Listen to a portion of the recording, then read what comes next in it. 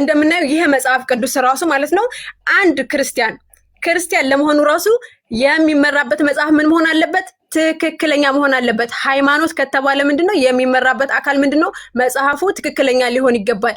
ሊጋጭ ሊፋለስ አይገባም ማለት ነው። ስለዚህ ይሄ መጽሐፍ ደግሞ እንዴት ነው ስንል እናያለን ማለት ነው። የእግዚአብሔር በጣም እርስ በርስ የሚጋጭ መጽሐፍ ማለት ነው። 34 ላይ አረሚው ታርጊው ገናችን እንግዲህ ታዘቧት ሰዎችዬ ምዕራፍ ኦሪት ዘዳግም 34 ላይ ምን ይለናል?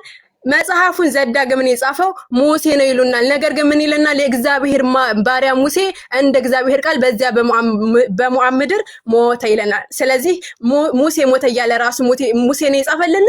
ምክንያቱም ዘዳግም እናንተ የምትሉት እንደምትሉ ከሆነ ሙሴ ነው የጻፈው ስለምትሉ ከዛ እንቀጥል ማለት ነው። ኦሪት ዘዳግም ምዕራፍ 34 እንዲሁም 5 ላይ የእግዚአብሔር ባሪያ ሙሴ እንደ እግዚአብሔር ቃል በዚያ በሞዓብ ምድር ሞተ ካለ በኋላ ከ34 ከ8 ላይ የእስራኤል ልጆችም በሞዓብ ሜዳ 30 ቀን ለሙሴ ያለቀሱለት ለሙሴ የሚያለቀሱት የለቅሶ ወራት ተፈጸመ ይለናል። ስለዚህ ሙሴ እየጻፈ ነው እንዴ ለሙሴ ያለቀሱለት የሚለን ማለት ነው። ሙሴ ራሱ ነው ስለ ራሱ ለቅሶ የሚያወራው እናያለን። ስለዚህ ደግሞ ኦሪት ዘጸአት ምዕራፍ 2 ከቁጥር 11 ላይ በዚያም ወራት እንዲሆነ ሙሴ ጎበዝ በሆነ ጊዜ ወደ ወንድሞቹ ወጣ፣ የሰራቸውን መከራ ተመለከተ። የግብጽም ሰው የወንድሞችን የዕብራውያን ሰው ሲመጣ አየ። እንዴ ሙቷል ብላችሁን አልነበር እንዴ? ማን ነው እንደዚህ እያለ የሚያወራው ማለት ነው። ኦሪት ዘጸአትን ራሱ እንግዲህ ኦሪት ዘኍልቍ ደግሞ ምዕራፍ 12 ከቁጥር 3 ላይ ሙሴን በምድር ላይ ካሉ ሰዎች ሁሉ ይልቅ እጅግ ትሁት ነበረ። እንዴ ሙሴ ሙቷል ነበር እንዴ? ማን ነው ስለ ሙሴ እጅግ ትሁት ነበር እያለ የሚነግረን?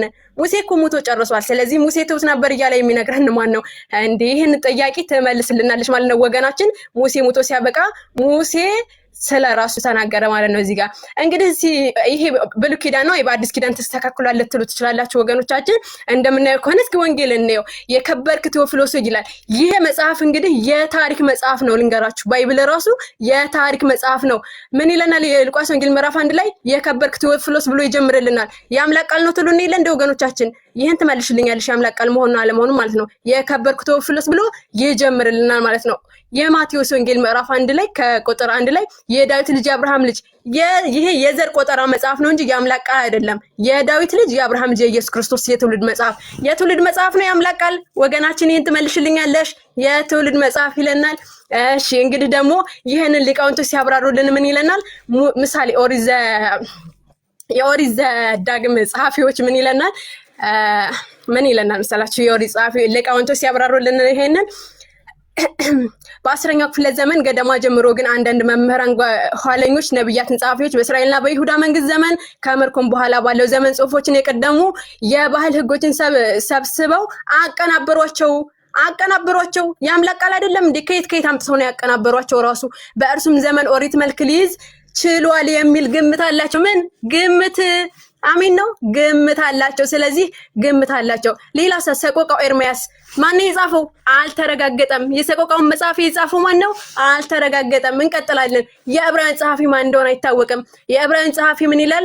ይህ መልእክት በማን ከየት ወዴት በምን ጊዜና በምን ምክንያት እንደተጻፈ ለማወቅ አስቸጋሪ ነው ይለናል። ለማወቅ አስቸጋሪ ነው። የዕብራውያን ጸሐፊ እንግዲህ ማን እንደጻፈው አይታወቅም ማለት ነው። ወገናችን ማን እንደጻፈው ማስረጃውን ትሰጠናለች ማለት ነው። እንግዲህ በመዝሙረ ዳዊት ላይ ደግሞ ይሄንን እንግዲህ ሊቃውንቶች ምን እያሉን ነው? ማን እንደጻፈው ከየት እንደተጻፈ አይታወቅም። መዝሙረ ዳዊትን ማን እንደሰበሰበ አልታወቀም። ቃል በቃል መዝሙረ ዳዊትን ማን እንደሰበሰበው አይታወቅም። ምን ይለናል?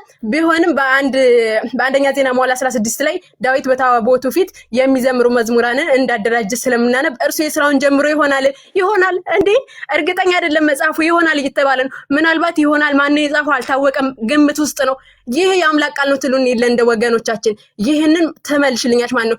ዜና መዋዕል ምን ይለናል? ምናልባት ሌላ ሰው ጨምሮበት ይሆናል ይለናል። እንዴ የአምላክ ቃል ሌላ ሰው ጨምሮበት? ብዙ መምህራን መጽሐፍቱን የጻፈው ካህኑ እዝራ ነው። ከዛ ምናልባት ሌላ ሰው ጨምሮበት ይሆናል። ማን የጨመረበት ማስረጃውን ትሰጭኛለሽ ማለት ነው። የይሁዳ መልእክት ምን ይለናል? እንደ ያዕቆብ ይሁዳ የኢየሱስ ወንድሞች ከተባሉ አንዱ ነው። ማቴዎስ 13:5 ላይ የመልእክቱ ተቀባዮች የኖሩበት ስፍራ ባይታወቅም ምን ይለናል? ባይታወቅም ታሳውቂናለሽ ማለት ነው ወገናችን። ከዛ እንቀጥላለን። የሳሙኤል መጽሐፍ ማን እንደጻፋቸው ምን ይለናል? አልተገለጠም ይለናል። የሳሙኤልን መጽሐፍ ማን የጻፈው ትገልጭልናልሽ ማለት ነው ወገናችን።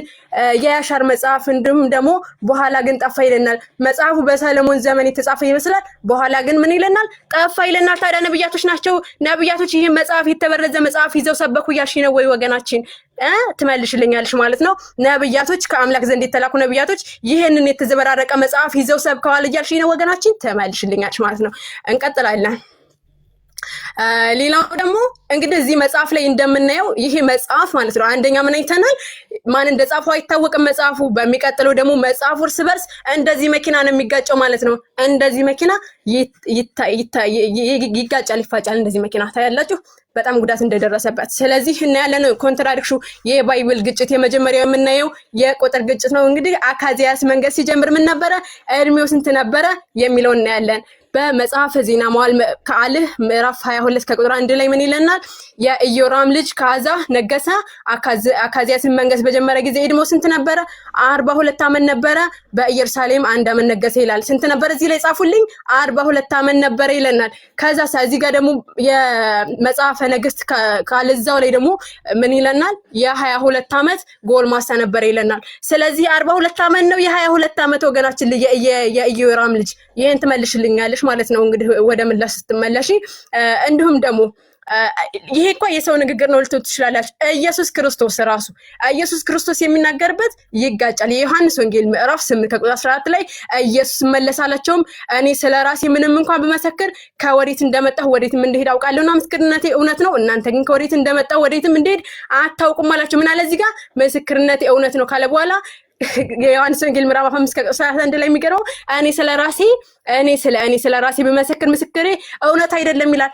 ኢየሱስ ክርስቶስ ነብይ እኮ ነው። ስለዚህ ምስክሩ እውነት ነው ብሏል ወይስ ምስክሬ ደግሞ እውነት አይደለም ብሏል? የትኛው ነው ትክክሉ? ኢየሱስ ክርስቶስ ተናገረው ትመልሽልናለሽ። ነብያቶች ይሄን መጽሐፍ ይዘው ነው የሰበኩት ትመልሽልኛለሽ ማለት ነው። የተዘበራረቀ መጽሐፍ አንዴ ይሆናል አንዴ አይሆንም የሚል ማለት ነው። ሌላ ቦታ ላይ ኢየሱስ ክርስቶስ ለመንገድም ከበትር በቀር እንጀራም ቢሆን ከረጢትም ቢሆን በመሐለቅም በመቀነታችሁ ቢሆን አንዳይዙ አላቸው። የማርቆስ ወንጌል ምዕራፍ 6 ላይ ማለት ነው።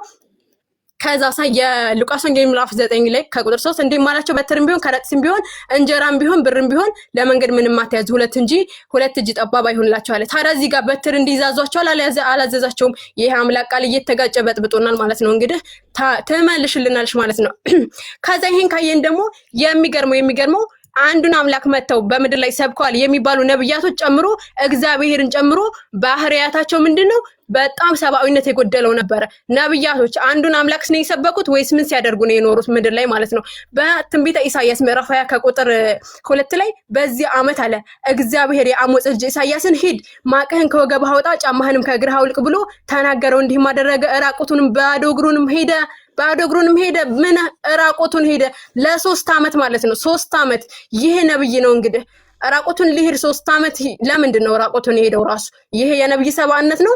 አንዱን አምላክ የሰበኩበት የት ነው? ነብያቶች እኔ ክርስቲያን ነኝ ያሉበት የት ነው?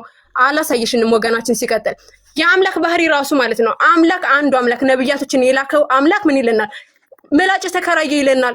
ትንቢተ ኢሳይያስ ምዕራፍ 7 ከቁጥር 20 ላይ በዚያም ቀን እግዚአብሔር ከወንዙ ማዶ በተከራየው ምላጭ በአሦር ንጉስ የእግሩንና የራሱንና የእግሩን ጸጉር ይላጨዋል ይለናል። አምላክ ከማን ነው ምላጭ የተከራየው? ከማን ነው? አምላክ ነብያቶችን የላከው አንዱ ሀዩ አምላክ የመሬት ሰማይ ፈጣሪ አምላክ ምላጭ ተከራየ። ከማን ነው የተከራየው? ወገናችን ታሳየኛለሽ። አንዱ አምላክ እንግዲህ ባህሪውን እኔ በትንቢተ ኢሳይያስ ምዕራፍ 42 ከቁጥር 14 ላይ ከድሮ ዘመን ጀምሮ ዝም ብያለሁ፣ ዝም ብዬም ታግሻለሁ፣ አሁን ምጥ እንደያዘ ሴት እጮሃለሁ። እንደዚች ሴት ማለት ነው የወለደው ሰው ያውቀዋል። እንደ ምጥ እንደያዘ ሴት እጮሃለሁ ይላል አምላክ ማለት ነው። የአምላክ ስነ ባህሪ የት ነው? ስነ ምግባር ማለት የት ነው? ሰዓትሽ አልቋል።